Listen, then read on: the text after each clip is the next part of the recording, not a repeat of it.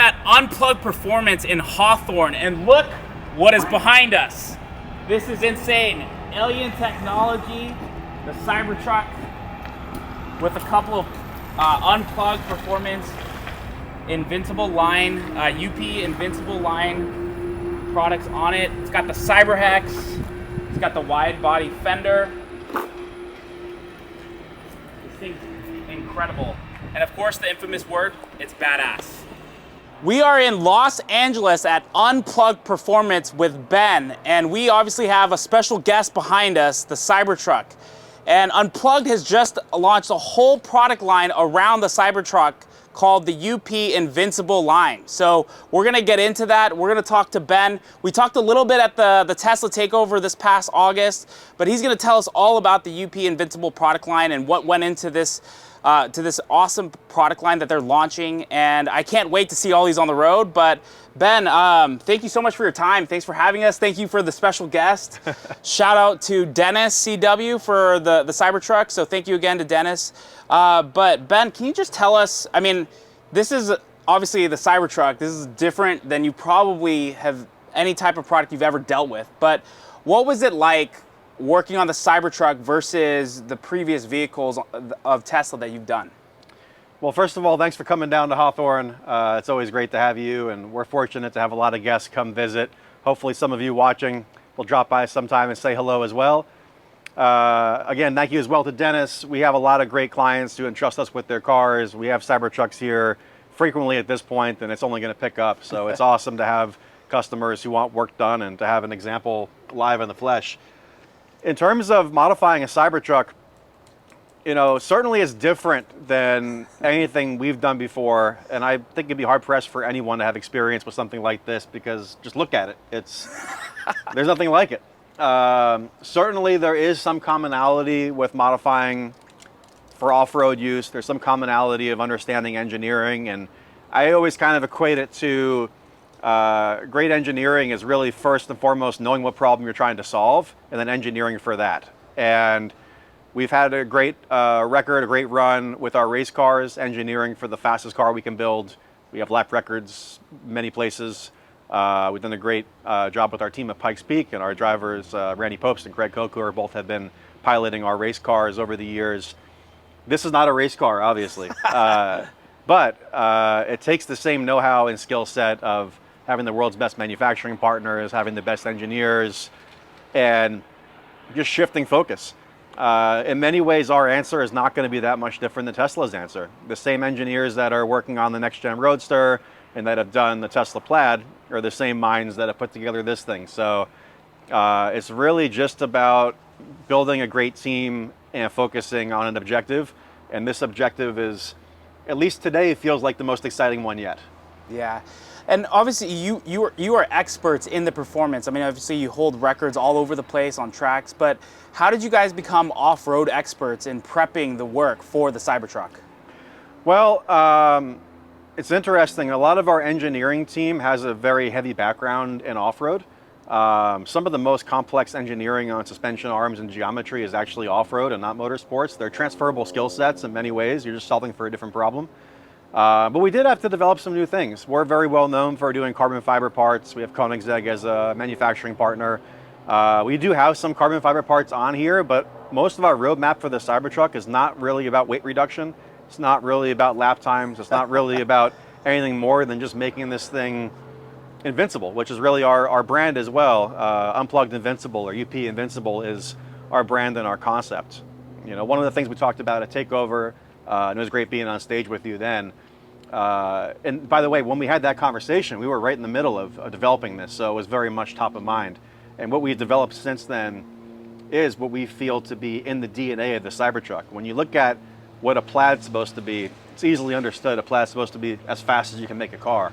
When you look at this, you can already tell what it's supposed to be. It's supposed to be the most badass, indestructible thing that, you know, no matter what the world throws at you, it's you and your truck versus the world, and you have a very good chance at overcoming anything when you're behind the wheel of this. That's the feeling of owning a Cybertruck, and that's, I think, the ethos of the Cybertruck is something that's just highly versatile.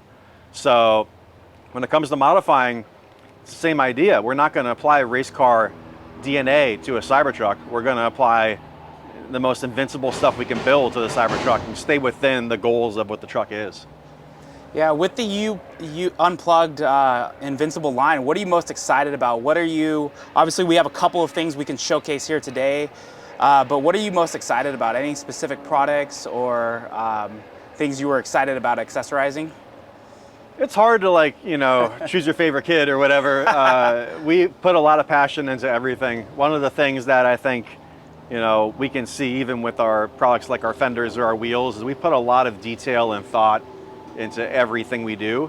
So when you get that personal with how you develop a product and how much thought you put into it, it's hard to say what's the best thing for us or even what to recommend to a customer. There's lots of great answers.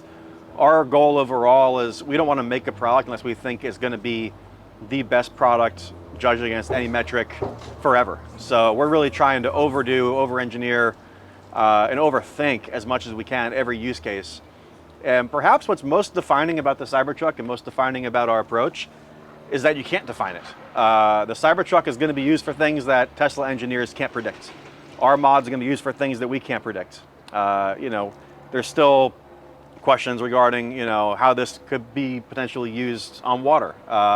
There's so many crazy things that there's no reference point for. So until more trucks get out in the wild and people use Tesla's engineering to the furthest limits, people use our modifications to the furthest limits, I think that's the most exciting thing is you can't define it. With the race car, you can define what it does. For a luxury car, you can define what it does. For this, you almost can't define where the potential limits are or not. So our goal is just to make an even stronger blank canvas to play with.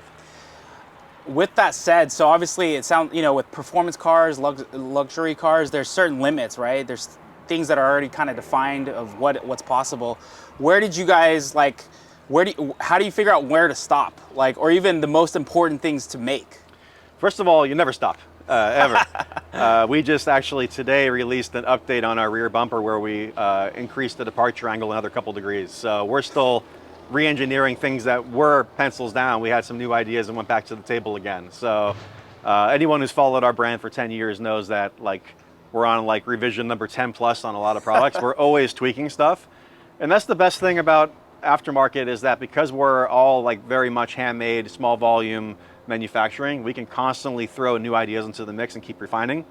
Although one could argue Tesla does this at a large scale in a very interesting way where there's no really product cycles for years. Like an idea will come out into play and will ship and then people will figure out when it's on the car, oh, this little detail's changed. So I think there's something about, you know, this move fast type of DNA that we believe in and share. And yeah, as a result, our products, even though we launched you know, the day the Cybertruck handed off deliveries, we launched 20 or so products. Those are still being refined, even as we produce and ship. Yeah, no, it seems like it's just constantly unpacking, constantly reinventing the wheel. You know, even if you set the bar, you guys are continuing to look to reset that, especially as you guys are in all things performance, now off-roading. Obviously today we have the UP Invincible wide body fender, the carbon fiber, and then we even have the Cybrhex wheels. Walk us through a little bit about what we have in front of us and any additional commentary. Yeah, so we're still pretty early days on fitting parts to the trucks. At launch, at the end of November, I believe it was, we had the fenders and the wheels. So these are early items. We're gonna have a lot more going on this truck and others this month, actually. But starting with the wheels, this is a collaboration with, at this point, a very close friend of mine. His name is Sasha Selipanov. He designed the Lamborghini Huracan, the Bugatti Chiron, the Koenigsegg Gemera, the Koenigsegg CC850. Pretty much every iconic hypercar this guy has penned. And we're very fortunate to have a collaboration with him. We actually feature his signature on the outside of the wheel. There's a sash exclamation point signature. So if you ever look at any of the original drawings of any of these cars, it has that same signature. We like highlighting his work because he's just one of the world's best living designers. And it started as a conversation he and I had where we were talking about design, and he had some similar concepts to this, including actually Lamborghini. The DNA of the Huracan had a sketch somewhat similar to this that they're still using years after he departed Lamborghini. But this to us just feels like the right match of rugged, angular, really like a brutal design, but modern and hypercar-y all at the same time. It's pretty rare that you can have a wheel that would look fitting on a Lamborghini Huracan and a Cybertruck, but this manages both. We engineered these specifically for the truck, so we have super heavy-duty load rating on it. I think it's going to be hard really to match the engineering we have on the load ratings. It's machined out of a custom forged billet, 6061 aluminum. It has custom-made center caps that are really quite nice, and that was actually pretty hard to do. We had to do custom mold for those center caps. The offsets for our wheels, everything is engineered one by one for the application. So this is our wide version wheel. We also have a normal version wheel, and then we also have the beadlock wheel. All three of those have different offsets from one another. All three of those have different dimensions. So this is not only the world's first Cybertruck wheel, period, it's also the first 22-inch wheel on a Cybertruck, so that's pretty interesting. 22 inches, that's insane. So this is a 22 by 9. It's a lower offset than our other wheels because it's designed for these fenders, but you definitely could run it on the standard fenders and it would have a little poke, which a lot of guys like. It's really up to personal preference there. Our beadlock wheel is the most aggressive offset. This is pretty similar though, and then we have kind of more of a standard Fender Cybrhex in 20 and in 22. So we really wanted to engineer purpose-built a wheel for every use case. This one runs a KO2 BFG tire, which is a great off-road tire. It's 35-inch tire, so it's the same rolling diameter as a standard tire. The car is not going to feel like there's any difference. That's awesome. But super hardcore, rugged, just badass. You know, one of the phrases that we find ourselves saying more because the Cybertruck, I think, has influenced us is the word badass. A lot of comments people give us are, that's badass, and you know, we kind of say like that's the engineering objective, to make the most badass truck you can build. That's also the DNA of the Cybertruck, is just the most badass thing you could drive. Especially, I think in the infamous Elon Musk and Jay Leno interview, he's like, why did you want to make a truck that is bulletproof? Why not? It's badass. Exactly. But yeah, no. And then so that's the wheel. And the fender, I know you asked about the fenders too. This is one of the few things we're doing in carbon fiber. I would have loved to do it in steel, but the complex shapes just don't really match up for it. So we went back to our roots. This is made out of pre-preg carbon fiber, sometimes known as dry carbon, made in an autoclave. It's real race car stuff, but one of the differences on this one is that we have Kevlar in there as well. So it has a degree of that bulletproof DNA. We're not rating it for bulletproof activities, but you know, Kevlar is a bulletproof material in vests, so it has that DNA in it rather than the plastic fender trims, which obviously don't. They're very hard to make, these fenders, both from a design concept and also execution. They're, I believe, top of head about 30 mil wider. But if you go 30 mil wider and you don't go higher where it lands on the body, it looks pretty stubby and not that great in our opinion. So we came up with what we think is a pretty interesting idea, where you in some ways have a bit of the silhouette of the Cybertruck on that top triangle. Yep. And because it comes up higher, it hides some of the width, where you get the benefits of the wide fender, but it's integrated in a way that's a lot more, I'm guessing, thoughtful than what other approaches might be, where people just make things wider without consideration. But when making this, a lot of thought had to go into it, not just because of trying to get it wider and keeping the angular shape of the Cybertruck, but also all the functionality, the full self-driving. The cameras aren't screwed with, they're still in the exact same location. The charge port still works as normal. We even have some cool little details with the charge port, where when you pull our lid off, there's magnets. Yeah, so you can basically take the lid off, crack a beer on the backside with the bottle opener, and slap it on the truck, and it'll magnetically hold onto the truck. All these kinds of details are things that you don't start a project saying, let's make a wide fender and do all this stuff. But when you encounter challenges of how do you make it wide and fit the style of the truck and not look amateur, how do you deal with the charge port topic, how do you deal with the fender camera topics, how do you deal with all these things, this is where we landed. Yeah. No, it's incredible, especially in person. I'm personally just thought it was really the small detail of even making it magnetic with a bottle opener, super practical, was a really nice hint of details. Thank you, thank you. But for Unplugged, like, what does, I mean, do you guys even plan on, I don't know if you're even able to share this. I mean, are you guys planning on competing at all in like off-roading events, or like what is, whether it's UP Invincible, that whole product line, what is, you know, making it even more badass or taking it to the limits even look like? I like keeping that a bit open-ended internally and how we communicate because really sky's the limit with the platform. There's so much that we can do. Definitely we're going to be participating in off-road activities for sure. That's the whole point of making all this stuff. But in terms of what we do or don't do, we're keeping a pretty broad approach. In fact, even the brand UP Invincible represents one ideal, but it isn't the end game, it's just one approach. So our approach right now is making the truck super hardcore for off-road, super durable, making steel bumpers that you can lift the entire truck's weight off of the bumper, which we had to develop a whole new hitch underneath the bumper to be able to give it enough support to lift the whole truck from it.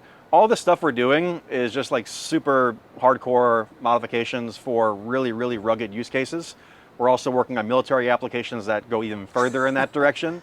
But it's not to say that we won't do motorsport stuff or we won't do street efficiency stuff. Yeah. Right now, we're just focused on one vision and pushing that to the finish line. And then opportunities are wide open. We're already coming up with ideas about how we want to approach street efficiency, how we want to approach anyone who wants to go racing with a truck on a track. These are all things that are possible, but they're different concepts. So you really want to, at least in our opinion, you want to keep with one concept at a time and deliver a full result that represents the image and then work to the next concept. Yeah.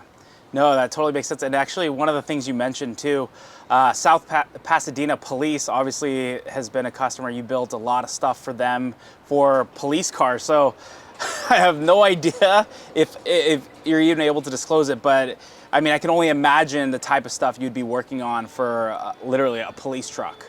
It's so capable at so many things, and policing is an obvious one. You can almost feel like it's designed for it in some ways.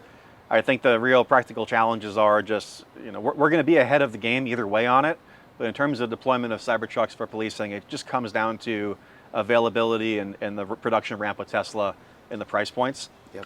Police customers are fairly price sensitive, and until we have better forecasting of how many trucks can be built and when the pricing works down a little bit, then it's going to be wide open. We're going to be fully at that because this will be the best police vehicle, period.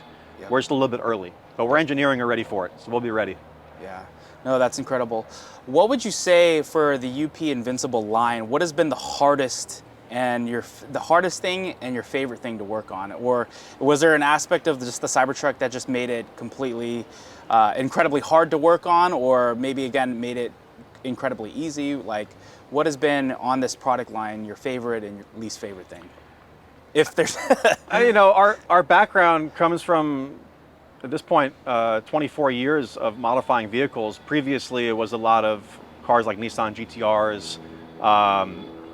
And the answer that I get to with this is that it's always harder to modify a car that has full self-driving capability in it. I remember the first time, we were the first to make brake upgrades for Teslas. I remember the first time we did a big brake kit for a Model S. And I think it was around the time that Autopilot first came out. And it was the first time anyone had to really think in the aftermarket about how does Autopilot work with a different brake system that's modified. Modifying other cars, you don't have to worry about any of that stuff. The furthest thing we had to go with modifying GTRs is whether or not proximity sensors mattered or not for the bumper. And even then, there was no real downside. When you have a car that can drive itself, everything needs to be considered at a totally different level. And as Teslas became more complete with technology and inch further and further towards, at some point, us hanging out in the back seat while it chauffeurs us around, we have to think about what parts we make now that fit with that future vision. And I think that is, it's a high bar to build something that's always future-proof, because you can't always predict every future outcome. Mm-hmm. But we do know where the cameras are. So I would say, like for us, studying not just camera placement, but like camera field of vision, looking at the cone angle of the camera and trying to think about what obstructions there might be. These are levels of detail that I don't think most people have to really think much about, but you should, and we did. A lot of stuff like that, it's a very different vehicle to modify than traditional aftermarket stuff. The lift kit that we're doing, people might be off put by the price, but to lift this 2.5 inches, to keep the factory air suspension, to keep the car happy, you have to change a lot of geometry. And people who think they're going to just put a 3D printed bracket on there and get 2 inches of lift may have a couple of challenges there. Yeah. But the depth of work we had to do for engineering to try to keep the truck capable at everything it already does without introducing challenges, that's super hard. And this is the most advanced product Tesla's ever made. So it gets incrementally more challenging with every vehicle, but also, you know, we've been through it every step of the way for 10 years. So we're aware of the challenges, and we spend a lot of time trying to make sure that it's done right. No, I think you shared some incredibly hard and difficult things to work through, navigate through, especially with the cameras and, you know, full self-driving car. That's incredible. Thank you for sharing that. But I just want to say thank you so much for your time today. I know you're always busy, so we're always grateful for time with you. I know you guys will be at the X Takeover this year. Yeah, thanks for doing that. It's a great thing for the community, what you guys are doing. Yeah, and I mean, even all the stuff you guys are doing for the community by taking Tesla to the limits with performance, and now even it's going to be awesome to watch with off-roading. But thanks for being such a great supporter of that event. It's happening July 27th through the 28th of 2014 in San Luis Obispo, so we would love to see you there. I have no idea. Obviously, I don't want Ben to share any details, but you know, it's going to be crazy to see what cars they're going to bring this year. But hopefully, we'll see you there. Obviously, we will. But thank you again, Ben, Unplugged Performance, for your time today. We're going to post links for the products so you guys can look at UP Invincible in further detail. But thanks again for everything. Yeah, thank you. Appreciate you. Appreciate it.